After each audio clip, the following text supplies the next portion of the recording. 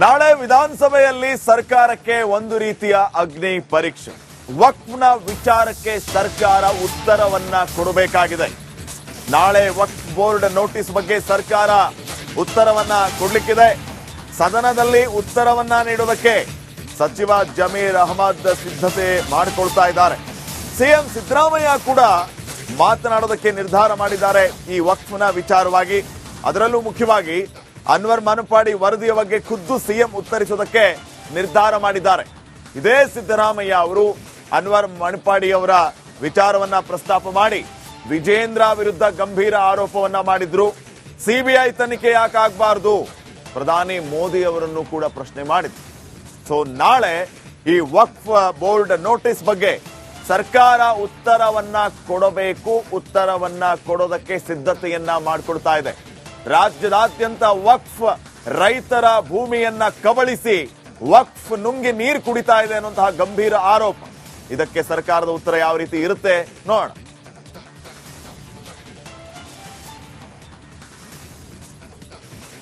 ಬಗ್ಗೆ ಇನ್ನಷ್ಟು ಮಾಹಿತಿಯನ್ನ ಕೊಡ್ತಾರೆ ನಮ್ಮ ರಾಜಕೀಯ ವಿಭಾಗದ ಮುಖ್ಯಸ್ಥ ವಿಜಯ್ ಜುನಹಳ್ಳಿ.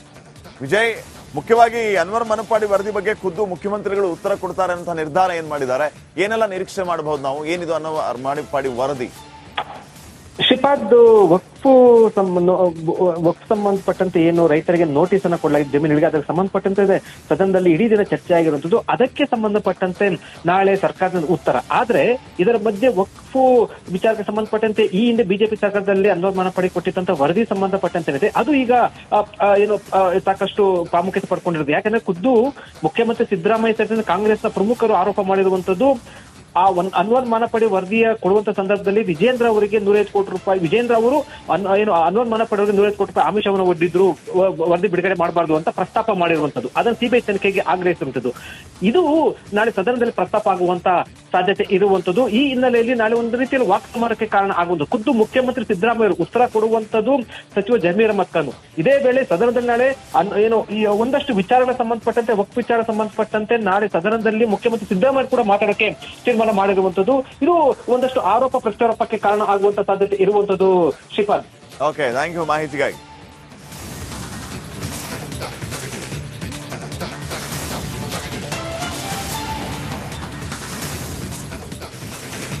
ಸ್ವತಃ ವಿಜೇಂದ್ರ ಅವರು 150 ಕೋಟಿ ರೂಪಾಯಿ ಆಮಿಷ ಒಡ್ಡಿದ್ರು ಅನ್ನುವಂತಹ ಆರೋಪವನ್ನ ಸಿದ್ದರಾಮಯ್ಯ ಮಾಡಿದ್ದಾರೆ. ಅನ್ವರ್ ಮಾನಪಾಡಿಗೆ ಮಾಡಿದ್ರು ಅಂತ. ಈಗ ಇದೇ ವಿಚಾರವಾಗಿ ಅನ್ವರ್ ಮಾನಪಾಡಿ ರಿಪಬ್ಲಿಕ್ ಕನ್ನಡಕ್ಕೆ ಒಂದು ಸ್ಫೋಟಕ ಹೇಳಿಕೆಯನ್ನ ನೀಡಿದ್ದಾರೆ.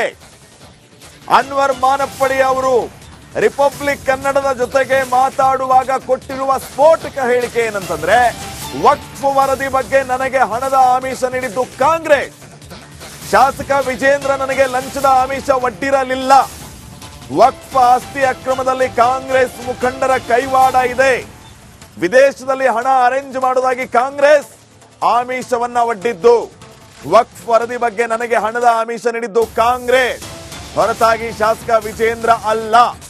ಇದು ರಿಪಬ್ಲಿಕ್ ಕನ್ನಡಕ್ಕೆ ಅನ್ವರ್ ಮಾನಪಾಡಿ ಅವರ ಸ್ಪಷ್ಟನೆ ಮತ್ತು ಸ್ಫೋಟಕ ಹೇಳಿಕೆ. ಅವ್ರು ಏನ್ ಮಾತಾಡಿದ್ದಾರೆ ಕೇಳೋಣ ಒಂದ್ಸರಿ.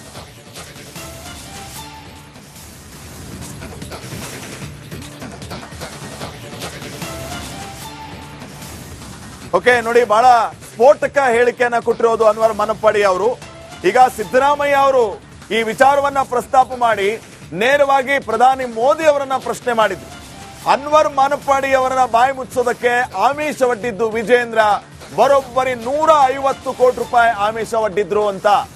ಈಗ ಸ್ವತಃ ಅದೇ ಅನ್ವರ್ ಮಾನಪಾಡಿ ರಿಪಬ್ಲಿಕ್ ಕನ್ನಡದ ಜೊತೆಗೆ ಮಾತಾಡಿ ಒಂದು ಸ್ಪಷ್ಟನೆಯನ್ನ ಕೊಟ್ಟಿದ್ದಾರೆ.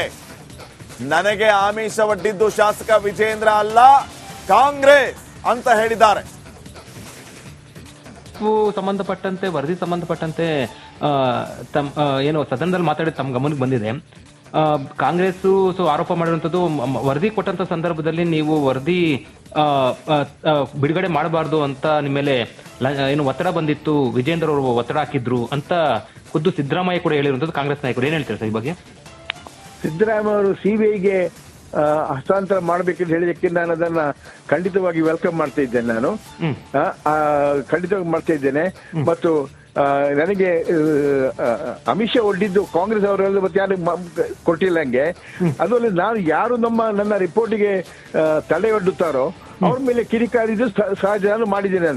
ಅದು ಯಾರಂತ ತಿಳಿಲ್ಲ, ಯಾರಾದ್ರೂ ಅದ್ರ ಮೇಲೆ ತಡೆ ಒಡ್ಡಲಿಕ್ಕೆ ಪ್ರಯತ್ನ ಪಟ್ಟರು ಕೂಡ ನಾನು ಅದು ಕಿಡಿಕಾರ್ತಾ ಬಂದಿದ್ದೆ ನಾನು. ಯಾಕಂತ ಹೇಳಿದ್ರೆ ಬಹಳ ಪ್ರಾಮಾಣಿಕವಾಗಿ 7,000 ಪುಟಗಳ ಒಂದು ರಿಪೋರ್ಟ್ ಕೊಟ್ಟ ನಂತರ ಅದನ್ನು ಸರಿಯಾಗಿ ಅದನ್ನ ಮಂಡನೆ ಮಾಡಿ ಅದರ ನಂತರ ಅದನ್ನ ಒಂದು ಇನ್ವೆಸ್ಟಿಗೇಷನ್ ಮಾಡ್ಲಿಕ್ಕೆ ಆಗದಿದ್ರೆ ನಾನು ಕಿಡಿಕಾರಿದ್ದು ಖಂಡಿತ. ಮತ್ತು ನನಗೆ ಈ 150 ಕೋಟಿ ವಿಷಯದಂಗೆ ನನಗೆ ಯಡಿಯೂರಪ್ಪರ ಮಗ ನನಗೆ ಹೇಳಿದ್ದು ಕೊಟ್ಟದ್ದು ಬಂದಿರಲಿಲ್ಲ, ಅವ್ರು ನಮ್ಮ ಮನೆಗೆ ಬಂದಿರಲಿಲ್ಲ. ಈಗ 150 ಕೋಟಿ ಈ ತರ ಲಂಚದ ಆರೋಪ ವಿಜೇಂದ್ರ ಅವರು ವರದಿ ಸಂಬಂಧಪಟ್ಟಂತೆ ಮಾನಪ್ಪಾಡಿ ವರದಿ ಅಂದ್ರೆ ವಕ್ಫ್ ಸಂಬಂಧಪಟ್ಟಂತೆ ಆ ರೀತಿ ಲಂಚದ ಆಮಿಷ ಏನು ಒಡ್ಡಿದ್ರ ಸರ್? ಅಂದ್ರೆ ಕಾಂಗ್ರೆಸ್ ಆರೋಪ ಮಾಡ್ತಾರಂತದ್ದು. ಕಾಂಗ್ರೆಸ್ ಅವರು ಕೊಡ್ತೇನೆ ಹೇಳಿದನ್ನ ನಾನು ಹೇಳ್ತಾ ಇದ್ದೇನೆ. ನಾನು ಸಂಬಂಧಪಟ್ಟಂತೆ ವರದಿ ಸಂಬಂಧಪಟ್ಟಂತೆ ಏನು ಸದನದಲ್ಲಿ ಮಾತಾಡಿ ತಮ್ಮ ಗಮನಕ್ಕೆ ಬಂದಿದೆ. ಕಾಂಗ್ರೆಸ್ ಆರೋಪ ಮಾಡಿರುವಂತದ್ದು ವರದಿ ಕೊಟ್ಟಂತ ಸಂದರ್ಭದಲ್ಲಿ ನೀವು ವರದಿ ಬಿಡುಗಡೆ ಮಾಡಬಾರ್ದು ಅಂತ ನಿಮ್ಮ ಮೇಲೆ ಏನು ಒತ್ತಡ ಬಂದಿತ್ತು, ವಿಜೇಂದ್ರ ಅವರು ಒತ್ತಡ ಹಾಕಿದ್ರು ಅಂತ ಖುದ್ದು ಸಿದ್ದರಾಮಯ್ಯ ಕೂಡ ಹೇಳಿರುವಂತದ್ದು ಕಾಂಗ್ರೆಸ್ ನಾಯಕರು. ಏನ್ ಹೇಳ್ತೀರಾ ಸರ್ ಈ ಬಗ್ಗೆ? ಸಿದ್ದರಾಮಯ್ಯ ಅವರು ಸಿಬಿಐಗೆ ಹಸ್ತಾಂತರ ಮಾಡಬೇಕಂತ ಹೇಳಿದಕ್ಕೆ ನಾನು ಅದನ್ನ ಖಂಡಿತವಾಗಿ ವೆಲ್ಕಮ್ ಮಾಡ್ತಾ ಇದ್ದೇನೆ. ನಾನು ಖಂಡಿತವಾಗಿ ಮಾಡ್ತಾ ಇದ್ದೇನೆ. ಮತ್ತು ನನಗೆ ಅಮಿತ್ ಶಾ ಒಡ್ಡಿದ್ದು ಕಾಂಗ್ರೆಸ್ ಅವರೆಲ್ಲ ಮತ್ತೆ ಯಾರು ಕೊಟ್ಟಿಲ್ಲ ಹಂಗೆ. ಅದರಲ್ಲಿ ನಾನು ಯಾರು ನನ್ನ ರಿಪೋರ್ಟಿಗೆ ತಡೆ ಒಡ್ಡುತ್ತಾರೋ ಅವ್ರ ಮೇಲೆ ಕಿಡಿಕಾರಿದ್ದು ಸಹಜ, ನಾನು ಮಾಡಿದ್ದೇನೆ. ಅದು ಯಾರಂತ ತಿಳಿಲ್ಲ, ಯಾರಾದ್ರೂ ಅದ್ರ ಮೇಲೆ ತಡೆ ಒಡ್ಡಲಿಕ್ಕೆ ಪ್ರಯತ್ನ ಪಟ್ಟರು ಕೂಡ ನಾನು ಅದು ಕಿಡಿಕಾರ್ತಾ ಬಂದಿದ್ದೆ ನಾನು. ಯಾಕಂತ ಹೇಳಿದ್ರೆ ಬಹಳ ಪ್ರಾಮಾಣಿಕವಾಗಿ 7,000 ಪುಟಗಳ ಒಂದು ರಿಪೋರ್ಟ್ ಕೊಟ್ಟ ನಂತರ ಅದನ್ನು ಸರಿಯಾಗಿ ಅದನ್ನ ಮಂಡನೆ ಮಾಡಿ ಅದರ ನಂತರ ಅದನ್ನ ಒಂದು ಇನ್ವೆಸ್ಟಿಗೇಷನ್ ಮಾಡ್ಲಿಕ್ಕೆ ಆಗದಿದ್ರೆ ನಾನು ಕಿಡಿಕಾರಿದ್ದು ಖಂಡಿತ. ಮತ್ತು ನನಗೆ ಈ 150 ಕೋಟಿ ವಿಷಯದಂಗೆ ನನಗೆ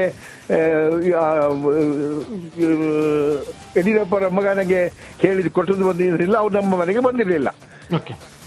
ಈಗ 150 ಕೋಟಿ ಈ ತರ ಲಂಚದ ನಾಳೆ ವಿಧಾನಸಭೆಯಲ್ಲಿ ಸರ್ಕಾರಕ್ಕೆ ಒಂದು ರೀತಿಯ ಅಗ್ನಿ ಪರೀಕ್ಷೆ.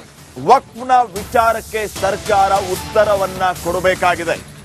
ನಾಳೆ ವಕ್ಫ್ ಬೋರ್ಡ್ ನೋಟಿಸ್ ಬಗ್ಗೆ ಸರ್ಕಾರ ಉತ್ತರವನ್ನ ಕೊಡ್ಲಿಕ್ಕಿದೆ.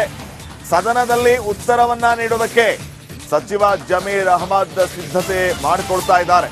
ಸಿಎಂ ಸಿದ್ದರಾಮಯ್ಯ ಕೂಡ ಮಾತನಾಡೋದಕ್ಕೆ ನಿರ್ಧಾರ ಮಾಡಿದ್ದಾರೆ ಈ ವಕ್ಫ್ನ ವಿಚಾರವಾಗಿ.